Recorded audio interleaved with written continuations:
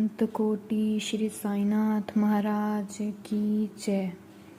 Team Sai पूजा की तरफ से सभी साईं भक्तों को मेरा नमस्कार। श्री साईं सच्चरित्र साईं भक्तों के लिए भगवत गीता, रामायण, बाइबल, कुरान एवं गुरु ग्रंथ साहिब के समान है। सद्गुरु साईनाथ महाराज का जीवन चरित्र बाबा के जीवन काल में घटित घटनाओं पर आधारित है, जिसे श्री गोविंदराव रघुनाथ दाभोलकर अर्थात हेमाड पंथ ने बाबा से आज्ञा लेकर संकलित किया था। प्रस्तुत ग्रंथ साईं सच्चरित्र के नाम से पूरे विश्व में पूजा जाता है। साईं सच्चरित्र के श्रवण से आपके जीवन में खुशहाली और अमृत वर्षा निरंतर होती रहे।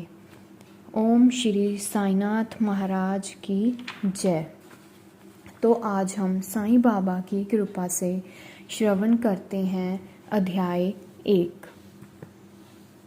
गेहूं पीसने वाला एक अद्भुत संत वंदना गेहूं पीसने की कथा तथा उसका तात्पर्य। पुरातन पद्धति के अनुसार श्री हेमाड पंथ श्री साईं सच्चरित्र का आरंभ वंदना करते हैं।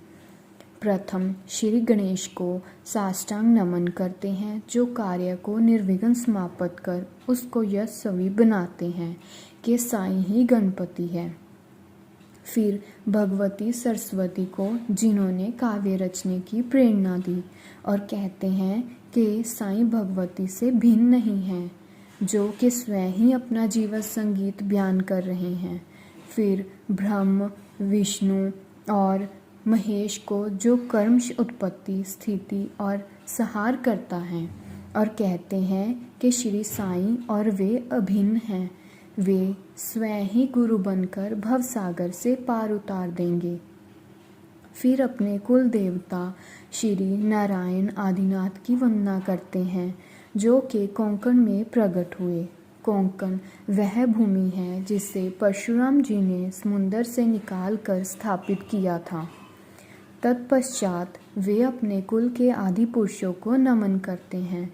फिर श्री भरद्वाज मुनि को, जिनके गोत्र में उनका जन्म हुआ। पश्चात उन ऋषियों को, जैसे याज्ञवल्क्य, भृगु, पाराशर, नारद, वेद व्यास, सनक सनंदन, सनक कुमार, शुक, शौनक, विश्वामित्र, वशिष्ठ, वाल्मीकि, वामदेव, जैमिनी, वैशंपायन, नवयोगींद्र इत्यादि तथा आधुनिक संत जैसे निवृत्त, ज्ञानदेव, सोपान, मुक्ताबाई, जनार्दन, नामदेव, तुकाराम, कान्हा, नरहरि आदि को नमन करते हैं। फिर अपने पितामह सदाशिव, पिता रघुनाथ और माता को, जो कि उनके बचपन में गत हो गई थी। फिर अपनी चाची को, जिन्होंने उनका भरण पोषण किया, और अपने प्रिय ज्येष्ठ भ्राता को नमन करते हैं। फिर पाठकों को नमन करते हैं, जिनसे उनकी प्रार्थना है कि वे एकाग्रचित होकर कथामृत का पान करें। अंत में श्री सच्चिदानंद सद्गुरु श्री साईनाथ महाराज को, जो कि श्री दत्तात्रेय के अवतार हैं और उनके आश्रयदाता हैं, और जो ब्रह्म सत्य जगन मिथ्या का बोध कराकर समस्त प्राणियों में एक ही ब्रह्म की व्याप्ति की अनुभूति कराते हैं। श्री पाराशर, व्यास और शांडिल्य आदि के समान भक्ति के प्रकारों का संक्षेप में वर्णन कर अब हम ग्रंथकार महोदय निम्नलिखित कथा प्रारंभ करते हैं। गेहूं पीसने की कथा। सन 1910 में मैं एक दिन प्रातःकाल श्री साईं बाबा के दर्शनार्थ मस्जिद में गया। वहाँ का विचित्र दृश्य देख मेरे आश्चर्य का ठिकाना न रहा कि साईं बाबा हाथ मुँह धोने के पश्चात चक्की पीसने की तैयारी करने लगे। उन्होंने फर्श पर एक टाट का टुकड़ा बिछा उस पर हाथ से पीसने वाली चक्की में गेहूं डालकर उन्हें पीसना आरंभ कर दिया। मैं सोचने लगा कि बाबा को चक्की पीसने से क्या लाभ, उनके पास तो कोई भी नहीं है और अपना निर्वाह वे भिक्षावृत्ति द्वारा करते हैं। इस घटना के समय वहां उपस्थित अन्य व्यक्तियों की भी वैसी ही धारणा थी, परंतु उनसे पूछने का साहस किसे था। बाबा के चक्की पीसने का समाचार शीघ्र ही सारे गांव में फैल गया और उनकी यह विचित्र लीला देखने के हेतु तत्काल ही नर नारियों की भीड़ मस्जिद की ओर उमड़ पड़ी और उनमें से 4 निडर स्त्रियां भीड़ को चीरती हुई ऊपर आई और बाबा को बलपूर्वक वहां से हटाकर हाथ से चक्की का खूंटा छीनकर तथा उनकी लीलाओं का गायन करते हुए उन्होंने गेहूं पीसना प्रारंभ कर दिया। पहले तो बाबा क्रोधित हुए, परंतु फिर उनका भक्ति भाव देखकर वे शांत होकर मुस्कुराने लगे। पीसते पीसते उन स्त्रियों के मन में ऐसा विचार आया कि बाबा के ना तो घर द्वार है और ना ही इनके कोई बाल बच्चे हैं तथा ना ही कोई देख रेख करने वाला ही है।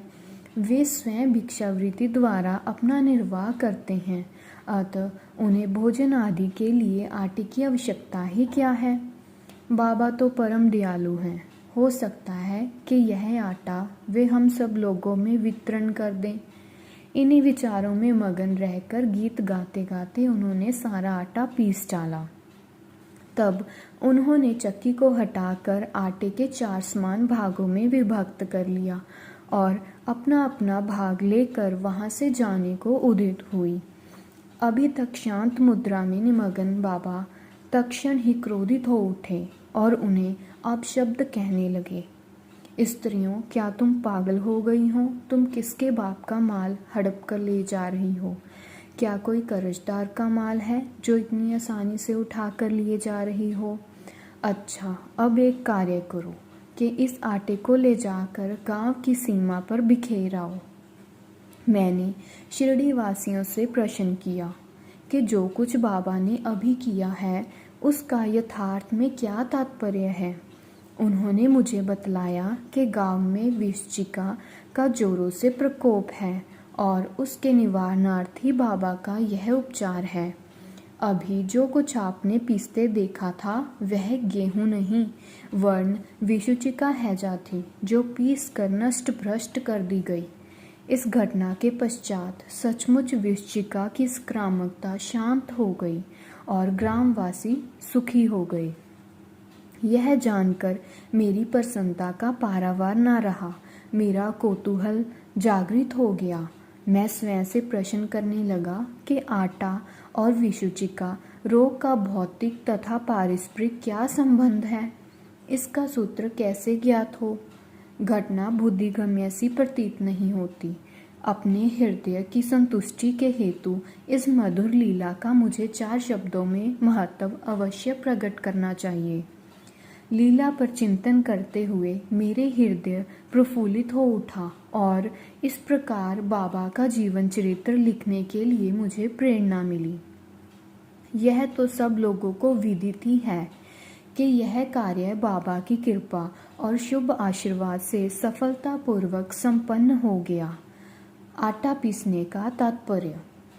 शिरडी वासियों ने इस आटा पीसने की घटना का जो अर्थ लगाया वह तो प्राय ठीक ही है, परंतु उसके अतिरिक्त मेरे विचार से कोई अन्य भी अर्थ है। बाबा शिरडी में 60 वर्षों तक रहे और इस दीर्घ काल में उन्होंने आटा पीसने का कार्य प्रतिदिन ही किया।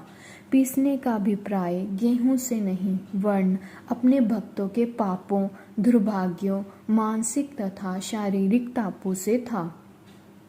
उनकी चक्की के 2 पार्टों में ऊपर का पार्ट भक्ति तथा नीचे का कर्म था। चक्की की मुठिया जिससे कि वे पीसते थे वह था ज्ञान। बाबा का दृढ़ विश्वास था कि जब तक मनुष्य के हृदय से प्रवृत्तियां, आसक्ति, घृणा तथा अहंकार नष्ट नहीं हो जाते, जिनका नष्ट होना अत्यंत दुष्कर है, तब तक ज्ञान तथा आत्मानुभूति संभव नहीं है। यह घटना कबीर दास जी की उसके तदनुरूप घटना की स्मृति दिलाती है। कबीरदास जी एक स्त्री को अनाज पीसते देखकर अपने गुरु नृप निरंजन से कहने लगे कि मैं इसीलिए रुदन कर रहा हूँ कि जिस प्रकार अनाज चक्की में पीसा जाता है, उसी प्रकार मैं भी भवसागर रूपी चक्की में पीसे जाने की यातना का अनुभव कर रहा हूँ। उनके गुरु ने उत्तर दिया, घबराओ नहीं। चक्की के केंद्र में जो ज्ञान रूपी दंड है, उसे दृढ़ता से पकड़ लो। जिस प्रकार तुम मुझे करते देख रहे हो, उससे दूर मत जाओ, बस केंद्र की ओर ही अग्रसर होते जाओ, और तब यह निश्चित है कि तुम इस भवसागर रूपी चक्की से अवश्य ही बच जाओगे। ओम श्री सद्गुरु साईनाथम अर्पणमस्तु। शुभम भवतु। टीम साईं पूजा की तरफ से अध्याय 1 संपूर्ण हुआ। वापस हम कल मिलेंगे एक नए अध्याय के साथ। ओम श्री सद्गुरु साईनाथम अर्पणमस्तु। ओम साई राम। जय साई राम।